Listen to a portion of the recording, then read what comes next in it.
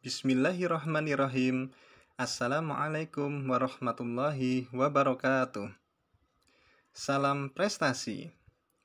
Adik-adik pelajar yang berbahagia, semoga kita selalu dalam keadaan sehat walafiat. Amin ya robbal alamin. Pada video pembelajaran kali ini, kita akan membahas tentang perlindungan dan penegakan hukum di Indonesia. Sebelum kita memulai video pembelajaran ini, marilah kita berdoa terlebih dahulu. Kemudian, silahkan klik tombol subscribe, like, and share ke teman-teman pelajar lainnya. Dan jangan lupa untuk mengaktifkan bunyi loncengnya agar tidak ketinggalan info-info terbaru dari channel ini. Apabila ada yang akan didiskusikan tentang materi pelajaran ini, silahkan tulis di kolom komentar. Baik, silahkan berdoa terlebih dahulu. Selesai. Kita akan memulai. Yang pertama, perlindungan dan penegakan hukum di Indonesia.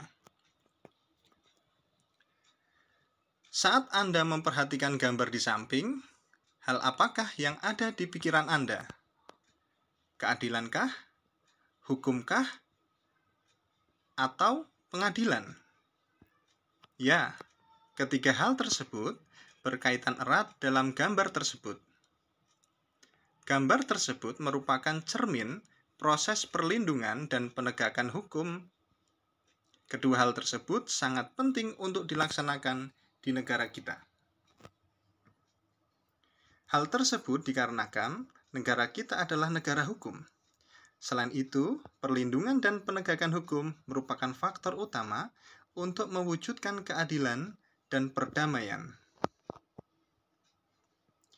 Konsekuensi dari ditetapkannya Indonesia sebagai negara hukum adalah bahwa dalam segala kehidupan kenegaraan selalu berdasarkan kepada hukum.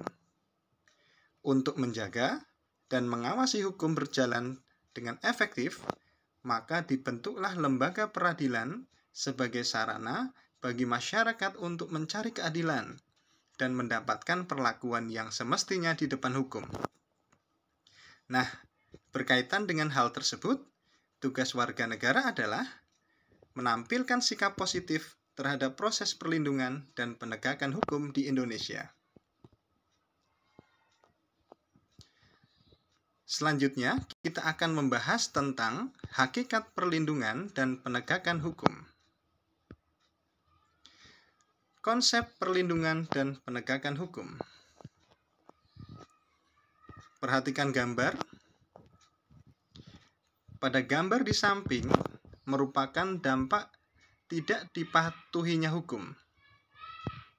Ketika hukum tidak dipatuhi atau dilaksanakan, akan terjadi adalah kekacauan di semua bidang kehidupan.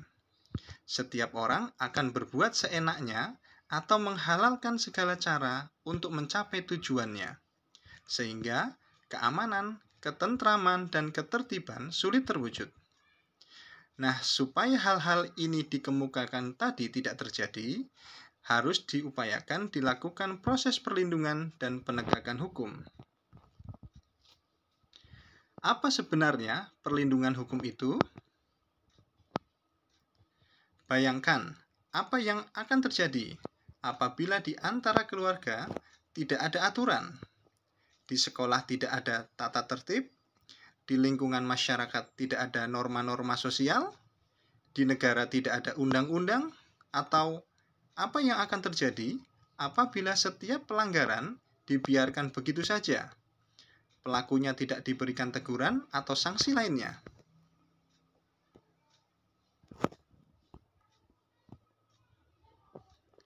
Simanjuntak mengartikan bahwa perlindungan hukum sebagai segala upaya pemerintah untuk menjamin adanya kepastian hukum serta memberi perlindungan kepada warganya agar hak-haknya sebagai seorang warga negara tidak dilanggar. Dan bagi yang melanggarnya akan dapat dikenakan sanksi sesuai peraturan yang berlaku. Dengan demikian, suatu perlindungan dapat dikatakan sebagai perlindungan hukum apabila mengandung unsur-unsur sebagai berikut. A. adanya perlindungan dari pemerintah kepada warganya. B. Jaminan kepastian hukum. C. Berkaitan dengan hak-hak warga negara. Dan D. Adanya sanksi hukuman bagi pihak yang melanggarnya. Pada hakikatnya, setiap orang berhak mendapat perlindungan dari hukum. Oleh karena itu, terdapat banyak macam-macam perlindungan hukum. Dari sekian banyak jenis dan macam-macam perlindungan hukum, terdapat beberapa di antaranya yang cukup populer dan telah akrab di telinga Anda, seperti perlindungan hukum terhadap konsumen, perlindungan hukum kepada hak atas kekayaan intelektual atau haki, perlindungan hukum kepada tersangka sebagai pihak yang diduga telah melakukan pelanggaran hukum. Kemudian, bab selanjutnya yaitu pentingnya perlindungan dan penegakan hukum. Apa yang Anda rasakan apabila ketika ulangan ada yang menyontek tetapi tidak ditegur oleh guru? Atau apa yang Anda rasakan apabila orang tua tidak menegur anaknya yang melakukan kesalahan, apalagi kesalahan yang fatal? Apabila hal yang dipertanyakan tadi terjadi, tentu saja sebagai warga negara yang baik, Anda akan merasakan ketidaknyamanan, ketidakadilan, bahkan ketertiban pun tidak akan dapatkan. Nah, itu semua dapat dihindari apabila perlindungan dan penegakan hukum dilaksanakan. Perlindungan dan penegakan hukum sangat penting dilakukan karena dapat mewujudkan hal-hal berikut ini. Yang pertama adalah tegaknya supremasi hukum. Yang kedua, tegaknya keadilan. Dan yang ketiga, mewujudkan perdamaian dalam kehidupan di masyarakat.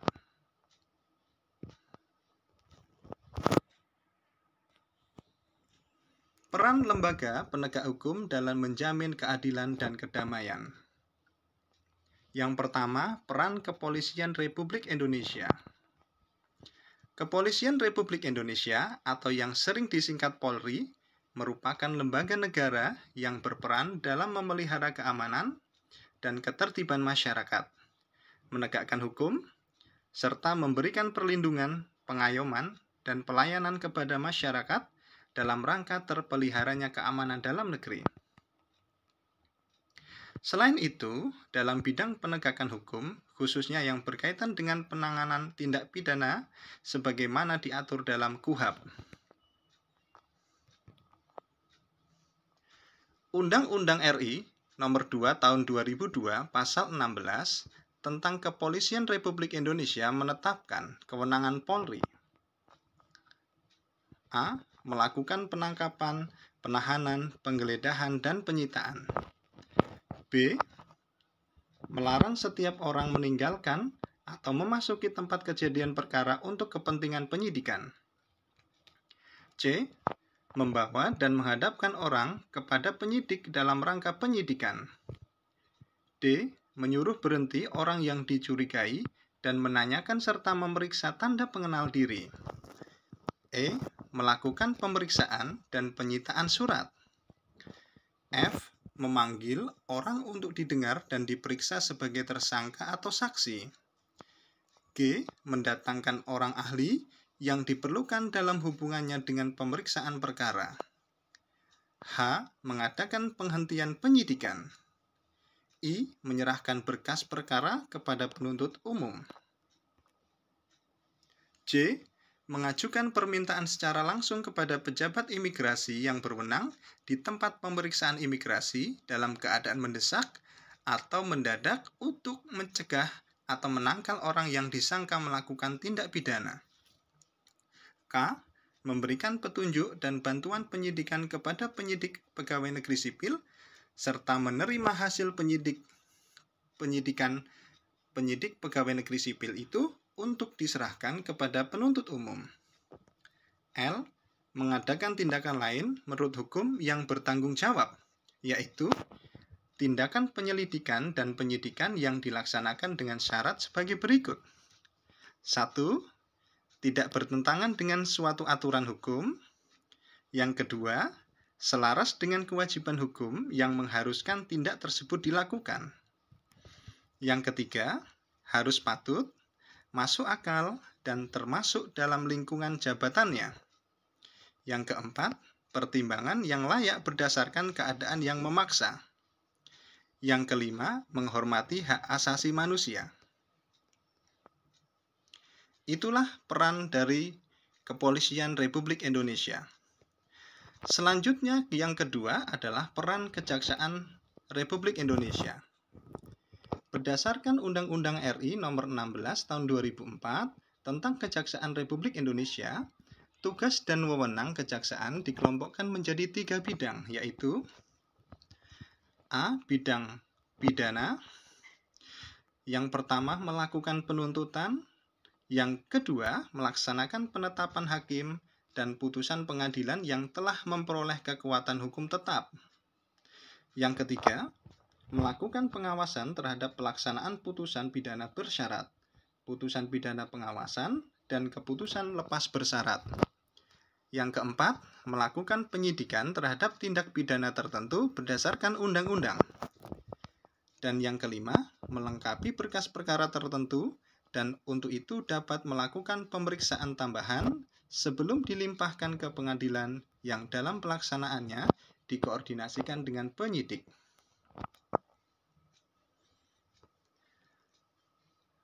Kemudian yang B, di bidang perdata dan tata usaha negara. Kejaksaan dengan kuasa khusus dapat bertindak baik di dalam maupun di luar pengadilan, untuk dan atas nama negara atau pemerintah. Kemudian yang C, dalam bidang ketertiban dan ketentraman umum. Kejaksaan melakukan yang pertama, peningkatan kesadaran hukum masyarakat. Yang kedua, pengamanan kebijakan penegakan hukum. Yang ketiga, pengawasan peredaran barang cetakan. Yang keempat, pengawasan aliran kepercayaan yang dapat membahayakan masyarakat dan negara. Yang kelima, pencegahan penyalahgunaan dan atau penodaan agama. Dan yang keenam, penelitian dan pengembangan hukum serta statistik kriminal.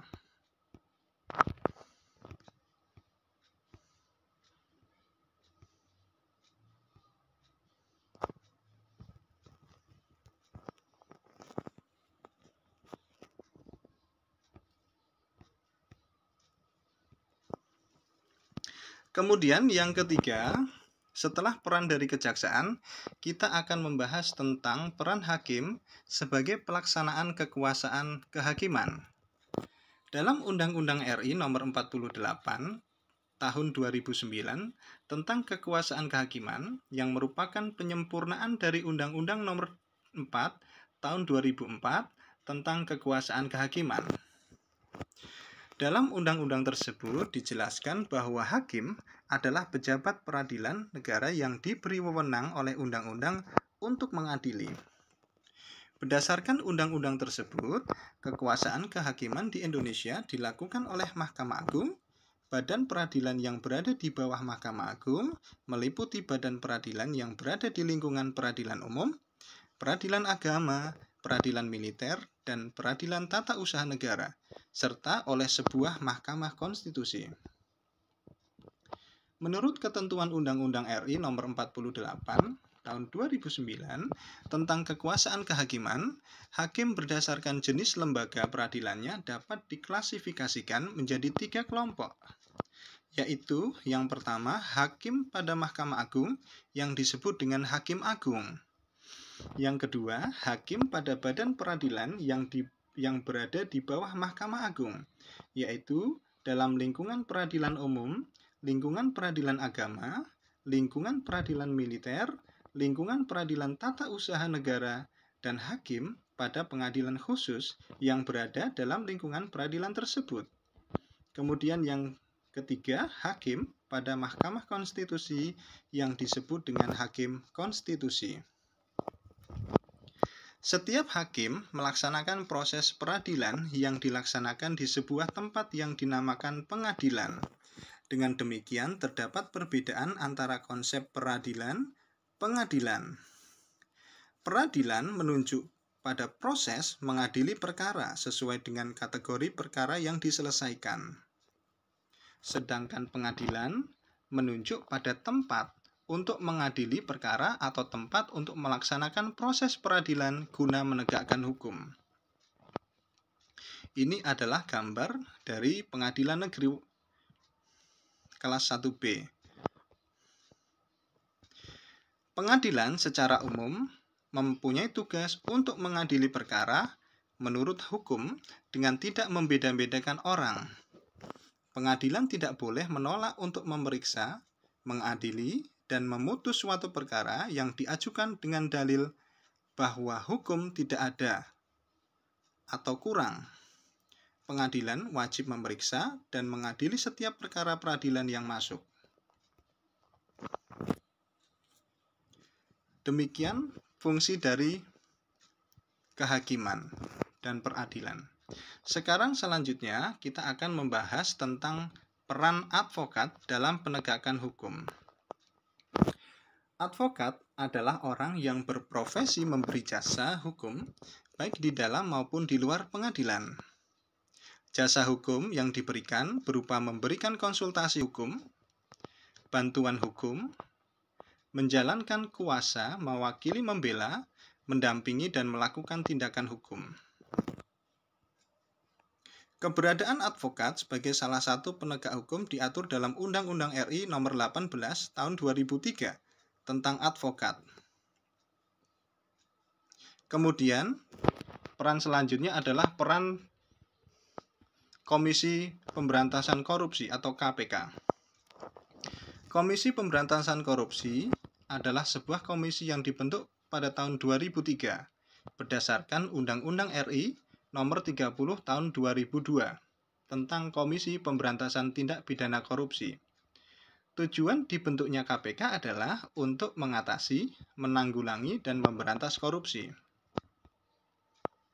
KPK mempunyai tugas sebagai berikut. Yang pertama, mengkoordinasikan dengan instansi yang berwenang, melakukan pemberantasan tindak pidana korupsi, supervisi terhadap instansi yang berwenang, melakukan pemberantasan tindak pidana korupsi, kemudian melakukan penyelidikan, penyidikan, dan penuntutan terhadap tindak pidana korupsi, kemudian melakukan tindakan-tindakan pencegahan tindak pidana korupsi, dan melakukan monitor terhadap penyelenggaraan pemerintahan negara.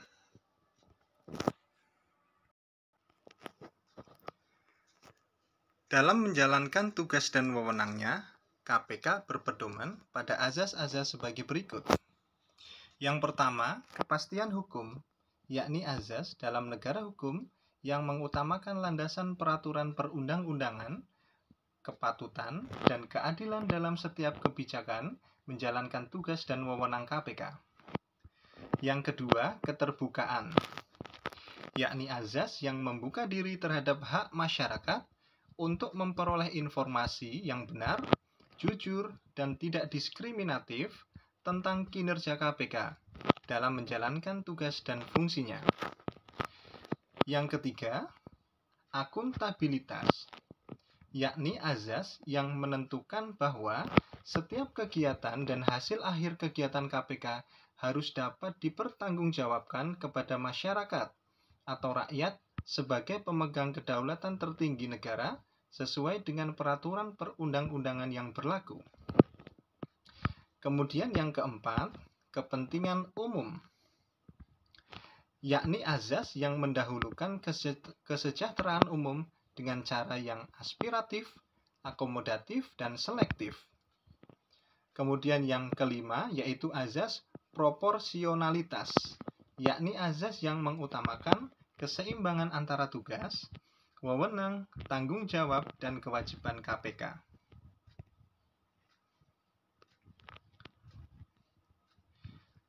Selanjutnya, kita akan membahas tentang dinamika pelanggaran hukum. Untuk yang pertama, berbagai kasus pelanggaran hukum. Pelanggaran hukum merupakan bentuk ketidakpatuhan terhadap hukum. Ketidakpatuhan terhadap hukum dapat disebabkan oleh dua hal, yaitu yang pertama, pelanggaran hukum oleh si pelanggar sudah dianggap sebagai kebiasaan. Kemudian yang kedua, hukum yang berlaku sudah tidak sesuai lagi dengan tuntutan kehidupan. Berikut ini contoh perilaku yang bertentangan dengan aturan yang dilakukan di lingkungan keluarga, sekolah, masyarakat, bangsa, dan negara. Yang pertama, dalam lingkungan keluarga, perilaku yang bertentangan antara lain yang pertama, mengabaikan perintah orang tua, mengganggu kakak atau adik yang sedang belajar, ibadah tidak tepat waktu, kemudian menonton tayangan yang tidak boleh ditonton oleh anak-anak. Kemudian contoh perilaku yang bertentangan dengan aturan dalam lingkungan sekolah antaranya menyontek ketika ulangan, datang ke sekolah terlambat, bolos ketika belajar, tidak memperhatikan penjelasan guru. Berikut adalah gambar beberapa siswa tertangkap razia oleh Satpol PP dikarenakan membolos pada saat jam pelajaran. Kemudian, bentuk atau perilaku yang bertentangan dengan aturan dalam kehidupan lingkungan masyarakat diantaranya mangkir dalam tugas ronda malam, tidak mengikuti kerja bakti dengan alasan yang tidak jelas, kemudian main hakim sendiri.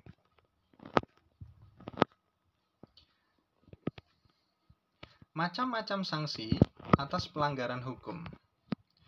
Untuk mencegah terjadinya tindakan pelanggaran terhadap norma atau hukum, dibuatlah sanksi dalam setiap norma atau hukum tersebut. Sanksi norma hukum adalah tegas dan nyata. Hal tersebut mengandung pengertian sebagai berikut.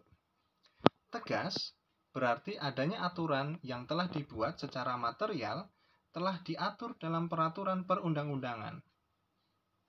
Nyata berarti adanya aturan yang secara material telah ditetapkan kadar hukumnya berdasarkan perbuatan yang dilanggarnya.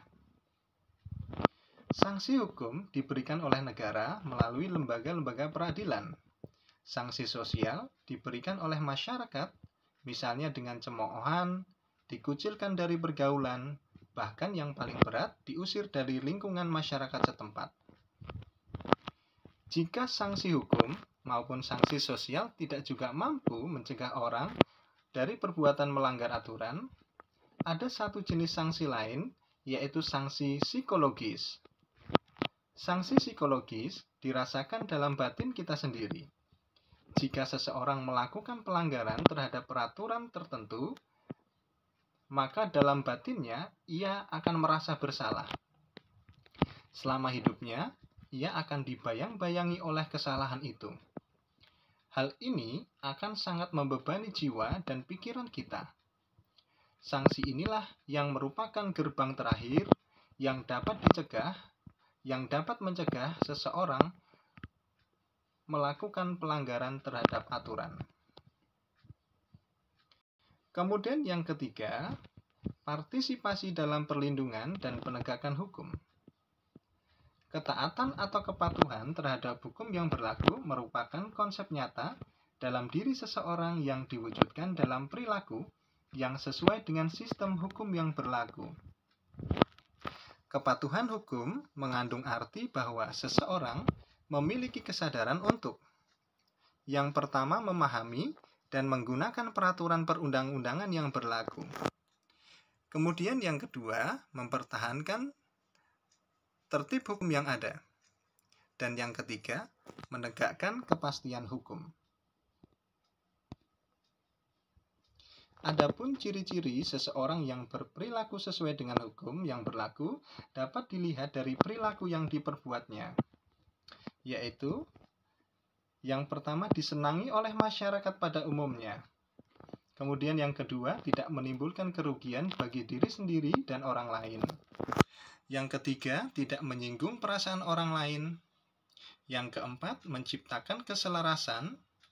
Yang kelima, mencerminkan sikap sadar hukum. Dan yang keenam, mencerminkan kepatuhan terhadap hukum.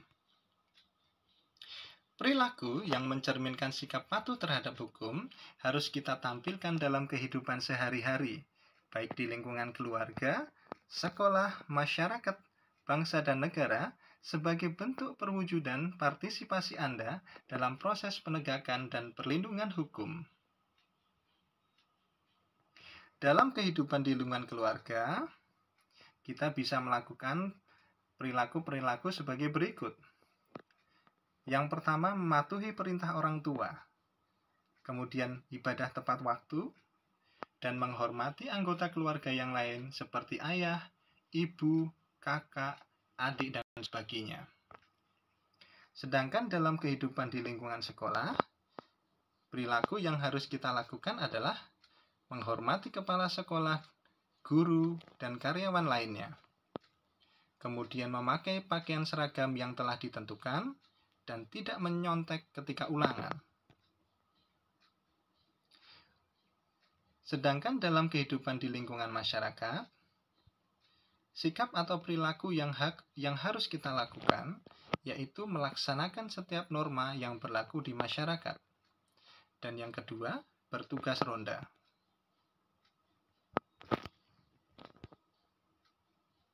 Gambar berikut adalah warga yang sedang berkumpul untuk beronda.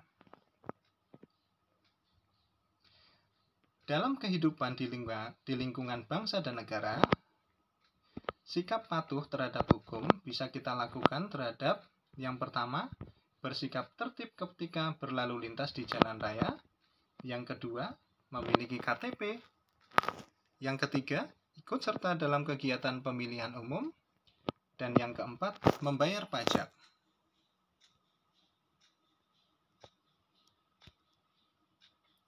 Baiklah, video pembelajaran pada pertemuan kali ini telah selesai.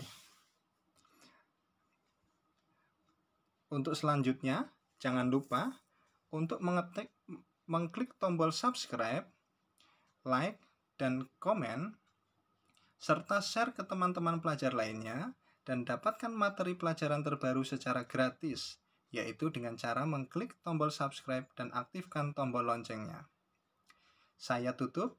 Wabillahi taufiq wal hidayah. Wassalamualaikum warahmatullahi wabarakatuh. Salam prestasi.